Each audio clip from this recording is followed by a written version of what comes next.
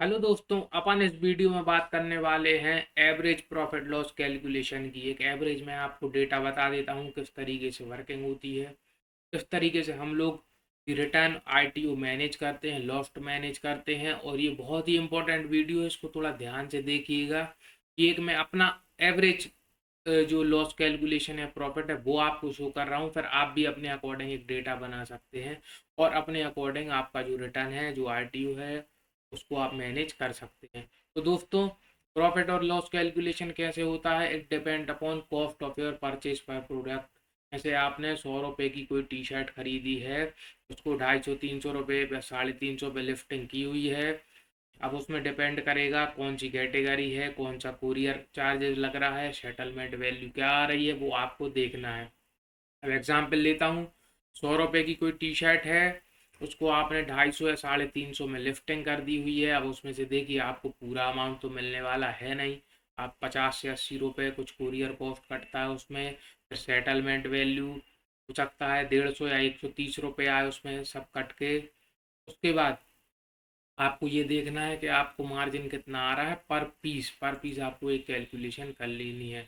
अब आपको order manage कैसे होंगे? आपको एक रजिस्टर या कुछ पेन में, डायरी में कुछ दिन तक मेंटेन करके देख लेना है कितने ऑर्डर आ रहे हैं। बाकी पोर्टल पे सब हो जाता है कि आपके परसेंटेज क्या है, कुरियर रिटर्न कितना है, 10%, 20%, और कस्टमर रिटर्न कितना है, 5% या 15%।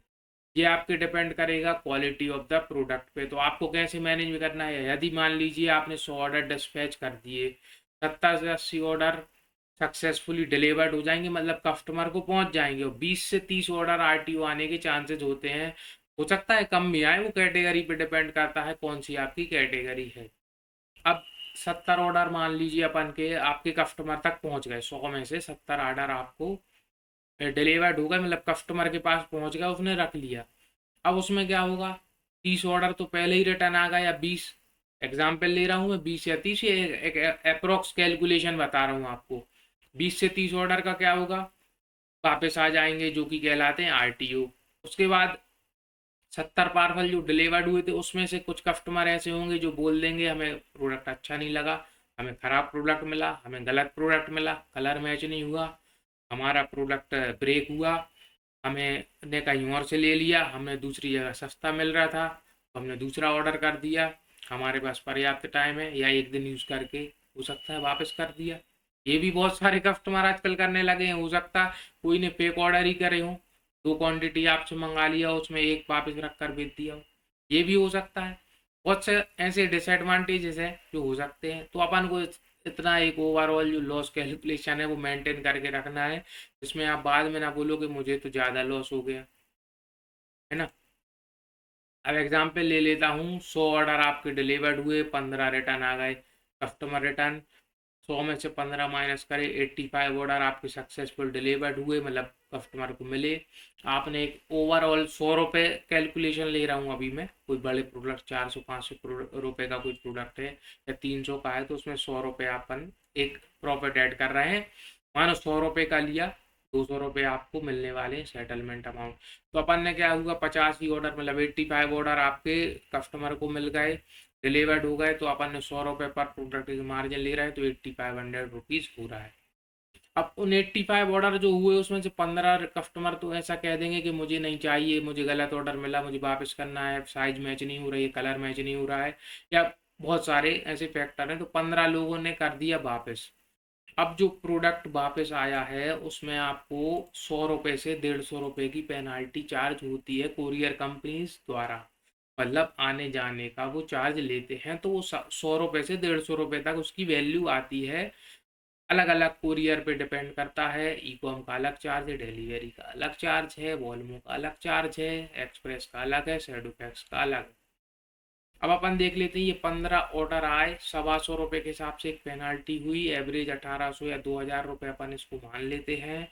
उसके बाद अपन को 100 रुपये अपन ने एक एवरेज प्रॉफिट काउंट किया था, तो 8500 माइनस 1875, तो 6625 अप्रोक्स ये मार्जिन अपना बन रहा है। ये एवरेज एक अप्रोक्स बता रहा हूँ मैं। इसके बाद 6000 रुपये 85 ऑर्डर से डिवाइड करते हैं जो सक्सेसफुली डिलीवर्ड हुए हैं, अपन उनको 100 से डिवाइड नहीं करेंगे। ₹70 पर पीस प्रोडक्ट का ये कॉस्टिंग आ रही है अपन को प्रॉफिट, ये अपने अकॉर्डिंग आ रहा है। लेकिन लेकिन अपन इसमें एक चीज़ और देख लेते हैं, 15 ऑर्डर ये गए थे, 6625, मैंने इसमें क्या हुआ है 6000 लिया है, मैंने 6625 नहीं लिया, मैंने 600 और मान लिया, कम कर लिया किस चीज़ का, जो पैकिंग आई वो फाड़नी पड़ी, लेबल का खर्चा। और सकता है एक दो पार्सल ऐसे हों इनमें 15 में से 2 पार्सल तो आप ये मान लीजिए, 1-2 पार्सल या 3 पार्सल ऐसे होंगे जो आपको मिलेंगे नहीं वापस। आपने टी शर्ट रेड भेजी है तो रेड टी शर्ट वापस आने वाली नहीं है, इतना आप मान के चलो। आ गई तो अच्छी बात, लेकिन अगर आप लॉस पहले ही कैलकुलेट कर लोगे तो लॉस कम होने के चांसेस हैं। ठीक है, अब अपन बात करते हैं, आपको मार्जिन करना है, एकदम लो भी नहीं लेना, एकदम हाई भी नहीं लेना। ये नहीं लेना कि अरे वो तो 20 रुपये 100 रुपये की मुझे टी शर्ट मिली या 100 रुपये का कुर्ता मिला और मैंने 120 130 पे लिफ्टिंग कर दी, तो ये भी नहीं करना आपको। ये भी नहीं करना कि 100 की ली तो 500, क्योंकि अब मीशो पे ये नहीं चलता है कि 100 रुपये की आप 500 की लिफ्टिंग कर दो और ऑर्डर भी आए।